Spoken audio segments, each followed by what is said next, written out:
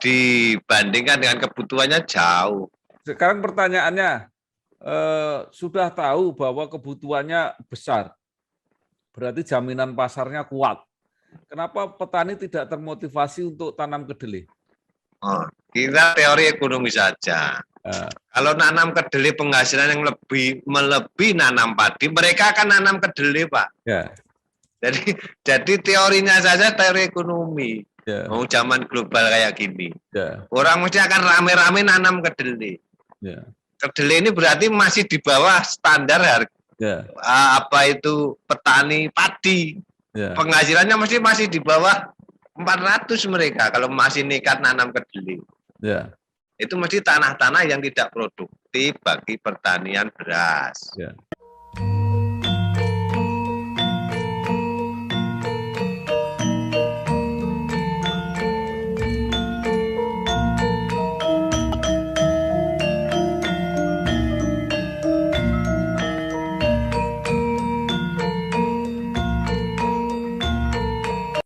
Sekarang apa tidak ada upaya ya, kalau memang persoalannya itu persoalan di harga tadi, pemerintah dengan mengimpor itu kan juga mengeluarkan banyak uang.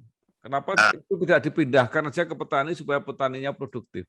Makanya kami berharap ini tata kelola pangan, khususnya padi saja, beras, itu betul-betul dikuasai oleh negara. Kalau toh impor, yang impor negara. Jadi jangan dibiarkan, kalau dibiarkan terjadi masalah, karena ini pangan ini yang bermain banyak. Ya. Kalau negara seperti BBM itu kan sudah nggak ada apa-apa yang ngurus negara. Ya. Kalau umpama kita, kalau beras kita ini, harga beras kita di Asia Tenggara itu yang paling murah Vietnam, Thailand, baru Indonesia. Harga beras di Malaysia sudah $1 lebih, di Singapura $2, di Jepang itu 50 sampai 70 ribu per liter per kilo, di Amerika lebih, Korea lebih. Nah, makanya kita naikkan. Kalau ini kita kelola dengan baik, kita akan menuju Indonesia emas tahun 2045 akan tercapai. Karena kemiskinan ini kan di tingkat ini. Kalau mereka penghasilannya naik, kemiskinan akan turun dengan sendirinya. Sektor-sektor lain juga terangkat. Karena jumlah petani luar biasa, paling banyak. Jadi ini Pak, sektor pangan ini itu sebenarnya pemerintah atau negara kita mengimpor itu karena kurang atau di dalam negeri harga lebih mahal, atau sebenarnya karena kebijakan itu sendiri, karena masih impor itu membuat petani tidak bersemangat untuk menanam. Mana yang terjadi? Makanya pemerintah harus hadir dalam manajemen tata kelola pangan.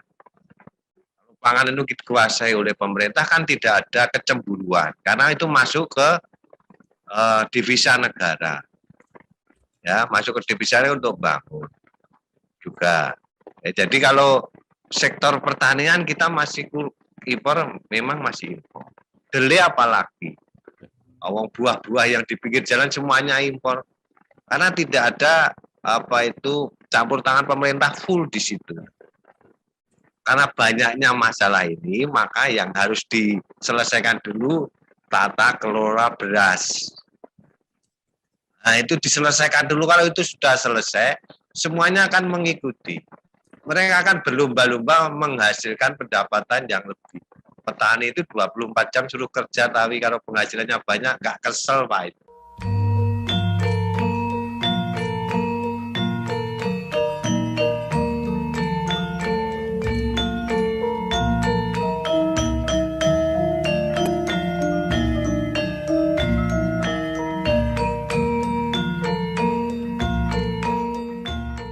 Kalau dari segi lahan, Pak, apakah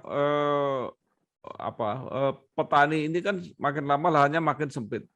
Apa masih bisa mengandalkan di situ terus? Kita kan punya Perda RT/RW. Ya, jadi tiap kabupaten provinsi Jawa Tengah itu lahan hijau yang ditanami petani sudah dilindungi dan tidak boleh dialihkan. Dan kita masih masih banyak. Walaupun memang setiap tahunnya berkurang, tetapi lahan pertaniannya di Jawa ini yang menurut penelitian orang-orang Belanda dulu kan penghasil beras terbanyak di sini Jawa ini. Makanya kita intensifkan dengan kepastian harga itu.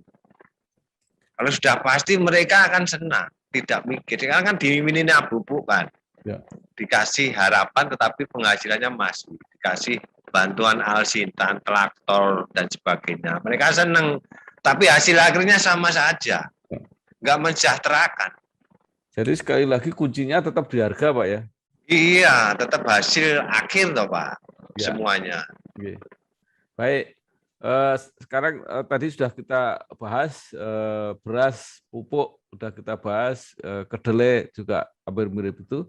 Nah, ini di sektor perekonomian ini apalagi Pak yang sangat potensial untuk Jawa Tengah? Ya pariwisata tentunya. Pariwisata, peternakan itu menjadi perikanan, menjadi komoditas. Ya. Kita punya dua musim itu luar biasa, Pak. Tinggal pengelolaannya saja. Ini juga peternakan ini juga menarik, Pak. Jadi artinya saya kan orang Blora ya, jadi yang terbesar itu sapi populasi terbesar ada di Blora. Yang jadi soal itu kenapa kita masih impor daging terus? Nah itu makanya kita sekali lagi ini perlu campur tangan pemerintah yang luar biasa. Satu saja, saya sampaikan berkali-kali, satu saja beras ini diambil alih pemerintah sesuai dengan Undang-Undang Dasar 45 Pasal 33 ayat 2 itu. Cabang-cabang produksi yang penting dikuasai negara ini ada dasarnya loh ini ya. Saya menyampaikan. Nanti sektor peternakan juga akan beriringan dengan sektor pertanian.